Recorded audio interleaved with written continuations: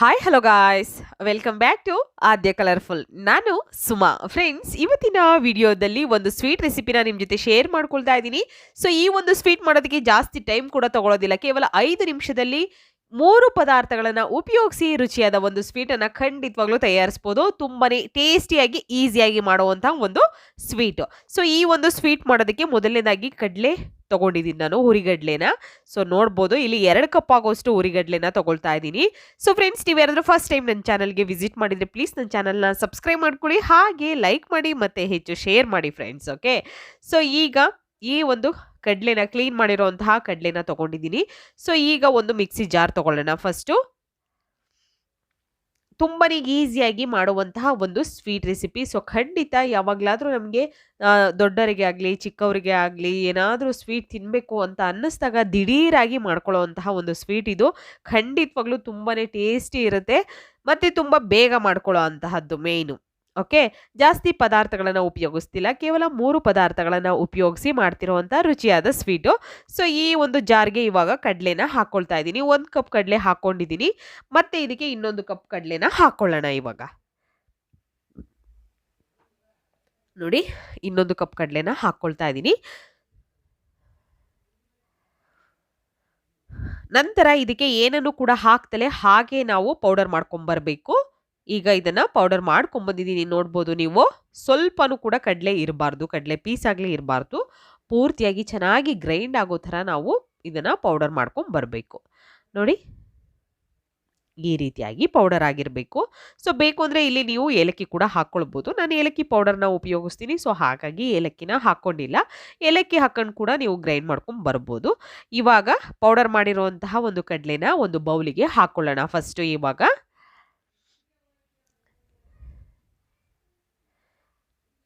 ನೋಡಿ, ಈಗ ಒಂದು ಬೌಲಿಗೆ ಹಾಕ್ಕೊಳ್ತಾ ಇದ್ದೀನಿ.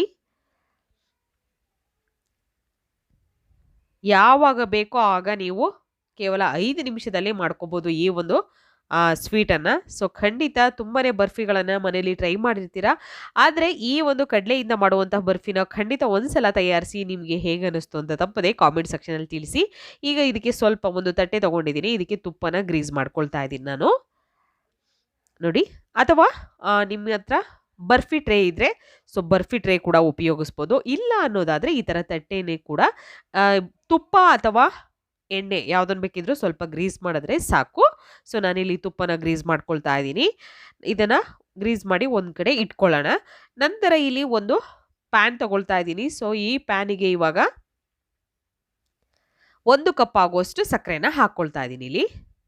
ಹಾಗೆ ಮತ್ತೊಂದು ಕಪ್ ಸಕ್ಕರೆ ಹಾಕ್ಕೊಳ್ಳೋಣ. ಸ್ವಲ್ಪ ನೀರನ್ನು ಹಾಕ್ಕೊಳ್ಳೋಣ. ಸಕ್ಕರೆ ಮುಳುಗುವಷ್ಟು ನೀರನ್ನು ಹಾಕ್ಕೊಳ್ಳಿ, ಜಾಸ್ತಿ ನೀರು ಬೇಡ. ಓಕೆ, ನೋಡಿ ಇಷ್ಟನ್ನು ನಾನು ಹಾಕ್ಕೊಂಡಿದ್ದೀನಿ. ಮತ್ತೆ ಇದಕ್ಕೆ ಸಕ್ಕರೆ ಹಾಕ್ಕೊಳ್ಳೋಣ. ಇವಾಗ 1 ಕಪ್ಪು ಮತ್ತೆ ಸಕ್ಕರೆ ಹಾಕ್ಕೊಳ್ತೀನಿ ನಾನು.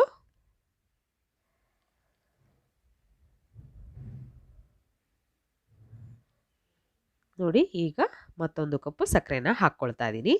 ಇವಾಗ ಸ್ಟವ್ನ ಆನ್ ಮಾಡಿ ಇದನ್ನು ಪಾಕ ಆಗೋದಕ್ಕೆ ಬಿಡ್ತಾ ಇದ್ದೀನಿ. ಸೊ ನೋಡಿ, ಈ ಥರ ನಮಗೆ ಪಾಕ ಬರಬೇಕು, ಒಂದೆಳೆ ಪಾಕ ಬರಬೇಕು. ಅಲ್ಲಿವರೆಗೂ ನಾವು ಪಾಕನ ಚೆನ್ನಾಗಿ ಕುದಿಸ್ಕೋಬೇಕು. ಈಗ ಪಾಕ ಆಗಿದೆಯಾ ಇಲ್ವೋ ಅನ್ನೋದನ್ನು ಫಸ್ಟ್ ನಾವು ಚೆಕ್ ಮಾಡ್ಕೊಳ್ಳೋಣ. ನೋಡಿ, ಈ ರೀತಿ ಮಿಕ್ಸ್ ಮಾಡ್ಕೊಳ್ಳೋಣ. ಇವಾಗ ಪಾಕ ನೋಡಿ ಆಗಿದೆಯಾ ಇಲ್ವಾ ನೋಡಿ, ಒಂದೆಳೆ ಪಾಕ ಬರ್ತಾ ಇದೆ. ನಾವು ಇದನ್ನು ಆಫ್ ಮಾಡೋ ಅಷ್ಟೊತ್ತಿಗೆ ಕರೆಕ್ಟಾಗಿ ಒಂದೆಳೆ ಪಾಕ ಬಂದಿರುತ್ತೆ. ಈಗ ಕರೆಕ್ಟಾಗಿ ಆಗಿದೆ ಇದು. ಸೊ ಒಂದು 2 ಸೆಕೆಂಡ್ಸ್ ಬಿಟ್ಟರೆ ಸಾಕು, ಪಾಕ ಕರೆಕ್ಟಾಗಿ ಆಗುತ್ತೆ. ಸೊ ನಂತರ ಇವಾಗ ಇದಕ್ಕೆ ಏಲಕ್ಕಿ ಪೌಡರ್ನ ಹಾಕ್ಕೊಳ್ತಾ ಇದ್ದೀನಿ ಸ್ವಲ್ಪ.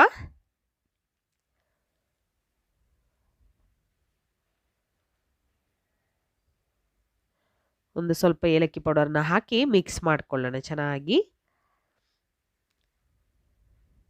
ಮಿಕ್ಸ್ ಮಾಡಿದ ನಂತರ ಇವಾಗ ಕಡಲೆನ ನಾವು ಪುಡಿ ಮಾಡಿ ಇಟ್ಕೊಂಡಿದ್ದೀವಲ್ಲ, ಆ ಪೌಡರ್ನ ಇವಾಗ ಈ ಪಾಕಕ್ಕೆ ಹಾಕ್ಕೊಳ್ಳೋಣ.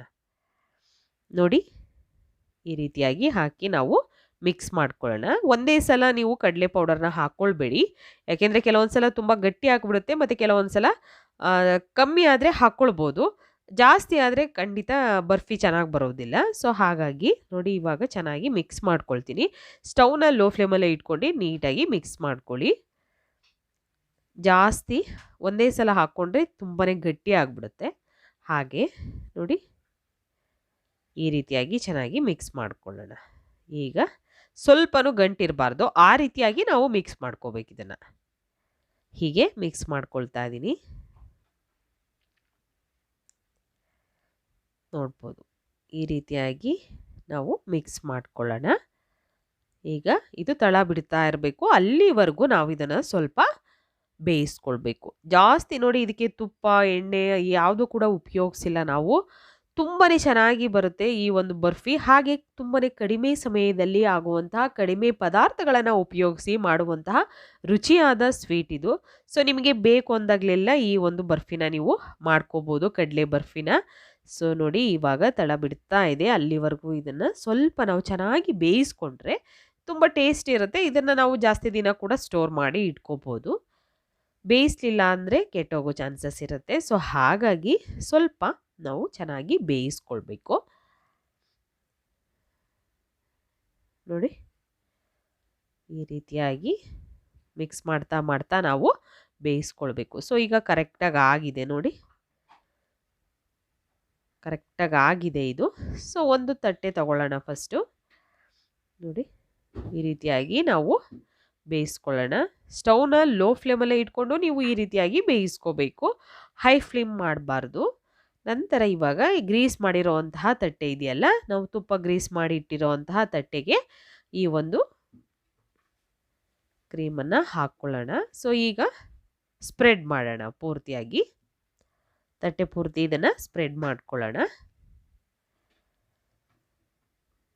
ಈ ರೀತಿಯಾಗಿ ನಾನು ಸ್ಪ್ರೆಡ್ ಮಾಡ್ಕೊಳ್ತೀನಿ.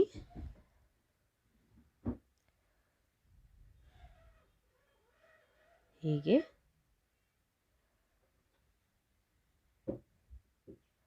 ಈ ರೀತಿ ಸ್ಪ್ರೆಡ್ ಮಾಡಿ ಮೇಲ್ಗಡೆ ನಾನು ಅದನ್ನು ಸಮವಾಗಿ ಮಾಡ್ಕೊಳ್ತಾ ಇದ್ದೀನಿ. ನೋಡಿ ಈ ರೀತಿಯಾಗಿ ಸ್ವಲ್ಪ ಒಂದು ಸ್ಪೂನು ಅಥವಾ ಒಂದು ಪ್ಯಾಚುಲರ್ ಯಾವುದಾದ್ರೂ ತೊಗೊಂಡು ನೀವು ಈ ಥರ ಒಂದು ಮೇಲ್ಗಡೆ ಎಲ್ಲ ಸಮ ಮಾಡ್ಕೋಬೋದು, ನೀಟಾಗಿರುತ್ತೆ. ಸ್ವಲ್ಪ ತುಪ್ಪನೋ ಅಥವಾ ಎಣ್ಣೆನೋ ಸ್ವಲ್ಪ ಒಂದು ಸ್ಪೂನಿಗೆ ಹಚ್ಚಿ ಈ ಥರ ಮಾಡಿಕೊಂಡ್ರೆ ನಮಗೆ ಕರೆಕ್ಟಾಗಿ ಒಂದು ಶೇಪಾಗಿ ಬರುತ್ತೆ. ಈಗ ಕರೆಕ್ಟಾಗಿ ಆಗಿದೆ. ಸೊ ಇದನ್ನು ಸೆಟ್ಟಾಗೋದಕ್ಕೆ ನಾವು ಒಂದು 5 ನಿಮಿಷ ಹಾಗೆ ಬಿಡಬೇಕಾಗುತ್ತೆ. ಜಾಸ್ತಿ ಹೊತ್ತು ಬಿಡೋಕ್ಕೆ ಹೋಗ್ಬಿಡಿ, ಒಂದು 5 ನಿಮಿಷ ಸಾಕು. ನಂತರ ಇವಾಗ ಕಟ್ ಮಾಡ್ಕೊಳ್ಳೋಣ. 5 ನಿಮಿಷಕ್ಕೆ ಕರೆಕ್ಟಾಗಿ ಇದು ಸೆಟ್ ಆಗಿರುತ್ತೆ. ಸೊ ನಾನು ಈ ರೀತಿಯಾಗಿ ಕಟ್ ಮಾಡ್ಕೊಳ್ತೀನಿ. ಸೊ ನಿಮಗೆ ಯಾವ ಶೇಪಲ್ಲಿ ಬೇಕೋ ಆ ಶೇಪಲ್ಲಿ ನೀವು ಕಟ್ ಮಾಡ್ಕೊಳ್ಬೋದು. ನೋಡಿ ಈ ರೀತಿಯಾಗಿ ನಾನು ಕಟ್ ಮಾಡ್ಕೊಳ್ತಿದ್ದೀನಿ. ನೋಡಿ